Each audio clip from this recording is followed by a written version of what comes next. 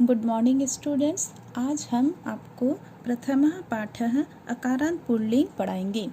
अकारांत pulling इसके पहले भी क्लास में हमको स्पष्ट किया गया था। अकारांत का मतलब क्या होता है, यहाँ पर फिर से देख लीजिए।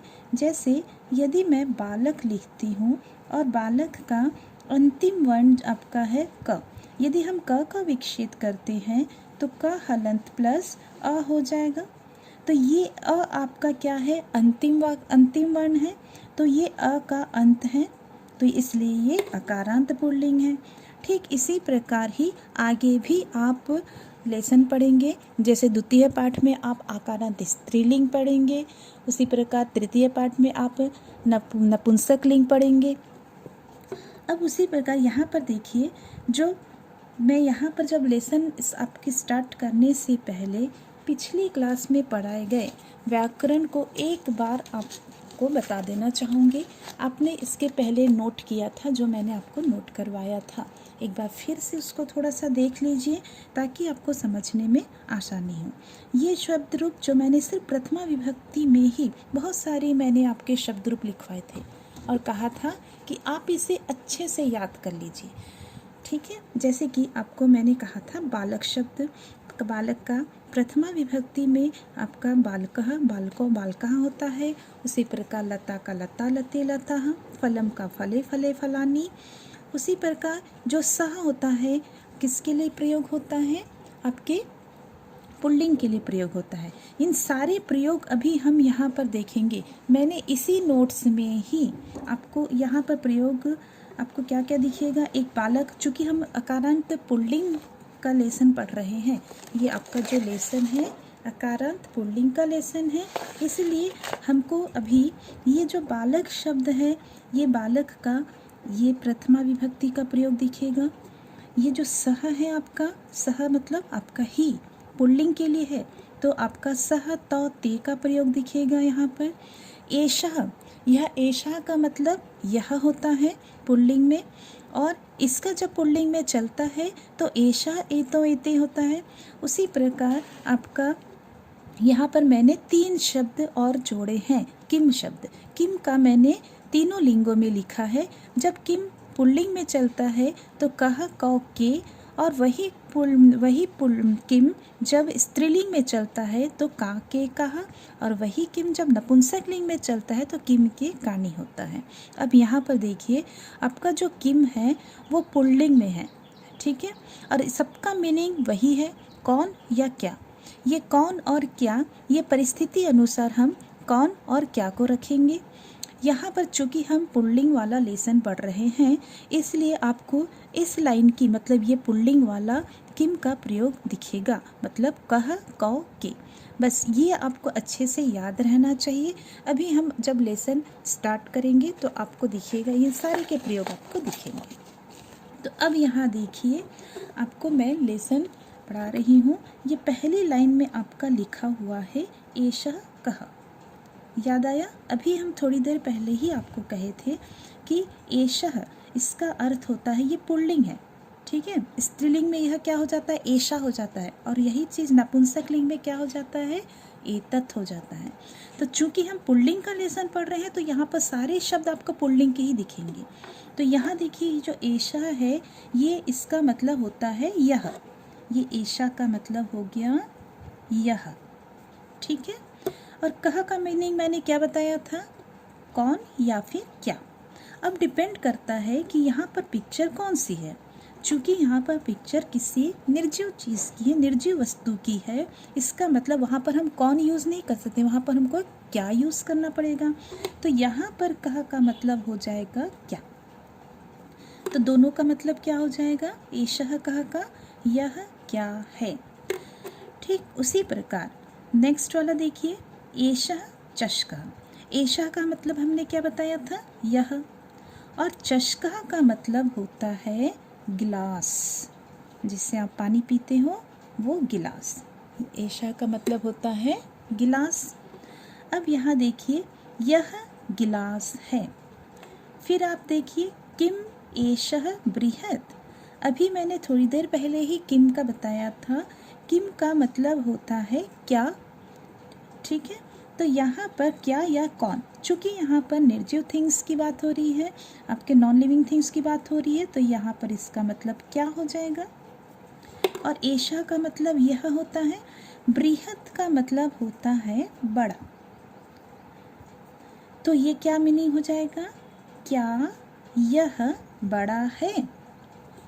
आगे देखिए, न एषा लघु, न का मतलब होता है नहीं, एषा मतलब यह, लघु मने छोटा।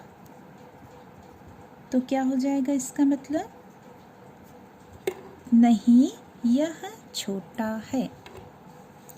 फिर आगे देखिए आपका सह कह, यहाँ पर आपको याद आया, मैंने आपको बताया था कि पुल्लिंग के लिए, ही के लिए सह का प्रयोग होता है, और वही चीज़ स्त्रीलिंग के लिए सा, नपुंसकलिंग के लिए तत्। चूँकि ये पुल्लिंग है इसलिए हम यहाँ पर सह का प्रयोग करेंगे।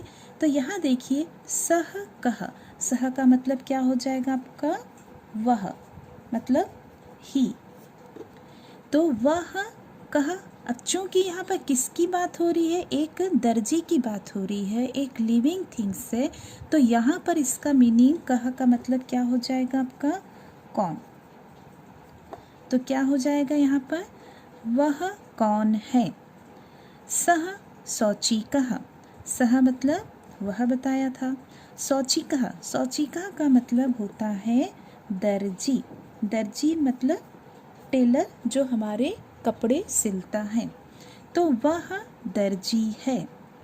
शौचिकः किम करोति, शौचिकः का मतलब दर्जी, किम मने क्या, करोति, करोति का मतलब होता है करना। क्योंकि इसके पहले मैंने आपको बताया था धातु रूप, तो ये करोति में आपका क्री धातु है, धातु मतलब धातु रूप का मतलब होता है क्रिया, तो यहाँ पर क्री धातु है, क्री का मतलब होता है करना, और उसी में फॉर्मूला लगा है, देखिए यहाँ पर ती फॉर्मूला लगा है, तो यहाँ पर क्या हो जाएगा, करोति मतलब कर रहा है, तो दर्जी क्या कर रहा है। किम सह खेलती, किम मतलब क्या, सह का मतलब मैंने बताया था वह, खेलती, खेलती में आपका खेल धातु है और इसका मतलब हो जाता है खेलना, तो क्या हो जाएगा, क्या वह खेल रहा है।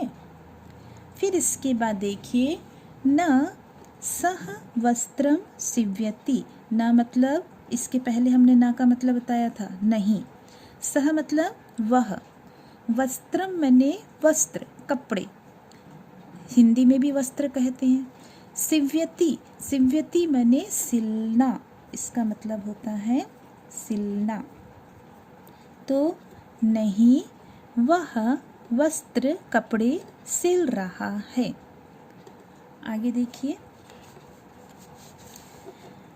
एतो कौ, एतो, एतो का मतलब होता है, इसके पहले हमने बताया था एषा, ये जो एषा है आपका एक वचन में, वही द्विवचन में क्या हो जाता है, एतो हो जाता है। तो कैसे चलता है, एषा एतो, फिर बहुवचन में एते, तो चूंकि यहाँ द्विवचन है तो एतो, तो इसका मतलब क्या हो जाएगा आपका, ये दोनों, क्योंकि द्विवचन है। कौ का मतलब कौन, तो चूंकि यहाँ पर कौ आपका कहा, ये जो कहा है आपका एक वचन में कहा रहता है, द्विवचन में कौ हो जाता है, और वही चीज़ बहुवचन में कह कौ के मतलब के हो जाता है। तो यहाँ पर देखिए ये दोनों कौन है या क्या है कह सकते हैं। तो यहाँ देखो एतो सुनको, इस तरह एतो मतलब ये दोनों, सुनको का मतलब होता है कुत्ते। अब चूंकि सुनको दिया है, द्विवचन में दिया है, बालक का जब हम शब्द रूप चलते हैं तो बालकः, बालकौ, बालकः, बालकौ मतलब द्विवचन में बालकौ होता है, तो यहाँ पर क्या हो गया, सुनको हो गया, तो यहाँ पर क्या हो जाएगा, कुत्ते, दो कुत्ते हैं, ठीक है। चूँकि पहले ही हमने कह दिया है ये दोनों, तो बार बार हम दो दो शब्द का यूज़ नहीं करेंगे, तो यहाँ पर दो कुत्ते कह देंगे, तो हो जाएगा। तो ये दोनों कुत्ते इसका मतलब है, तो ये दोनों कुत्ते हैं। किम एतो गर्जतः, किम मतलब क्या, एतो ये दोनों, गर्जतः गर्जतः का मतलब होता है गरजना, जैसे शेर गरजता है उसी प्रकार का। तो क्या ये दोनों गरज रहे हैं।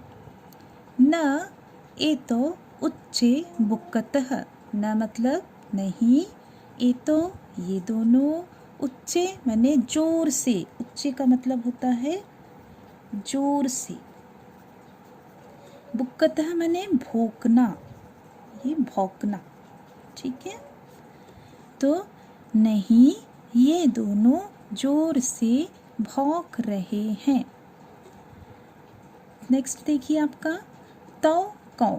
अब ये तौ देखिए आपका, ये जो सह है आपका किस में दिया है, ये जो सह आपका है एक वचन में दिया है, वही चीज़ द्विवचन में तौ हो जाता है और बहुवचन में क्या हो जाता है, ते। तो सह तौ ते। यहाँ देखिए द्विवचन में दिया है तो तौ का मतलब क्या हो जाएगा, वे दोनों, ये दोनों वे दोनों हो जाएंगे। कौ मने कौन, है ना, चूंकि ये भी आपका क्या है द्विवचन है, क्योंकि हमने कहा था कह कौ के चलता है, तो कौ आपका द्विवचन है। तो वे दोनों कौन है, तो बलिवर्दो स्तः। अब ये जो तो मतलब वे दोनों, बलिवर्दो का मतलब होता है बैल, दो बैल की बात हो रही है, ठीक है। तो यहाँ पर बलिवर्दो मने बैल, दो बैल हैं, स्तः मने है, तो वे दोनों बैल हैं। किम तो धावतः, किम क्या, वे दोनों, धावतः माने दौड़ना, यहाँ पर धावतः धाव धातु है, धाव का मतलब होता है दौड़ना। तो क्या वे दोनों दौड़ रहे हैं। न तौ क्षेत्रम कर्षतः, न मने नहीं, तौ मने वे दोनों, क्षेत्र मने खेत को, ये क्षेत्र का मतलब होता है खेत, फील्ड। कर्षतः मने जोतना, तो नहीं वे दोनों खेत को जोत रहे हैं, ठीक है। फिर आगे देखिए, चूँकि अभी तक हमने क्या किया, ये आपका एक वचन था, ये दोनों आपका द्विवचन था। अब हम बहुवचन पढ़ेंगे। अब यहाँ देखिए आपका क्या दिया है, एते, आपने एशः में पढ़ा था, एशः एतो एते, मतलब ये आपका बहुवचन है और इसका मतलब क्या आ जाएगा आपका, ये सब,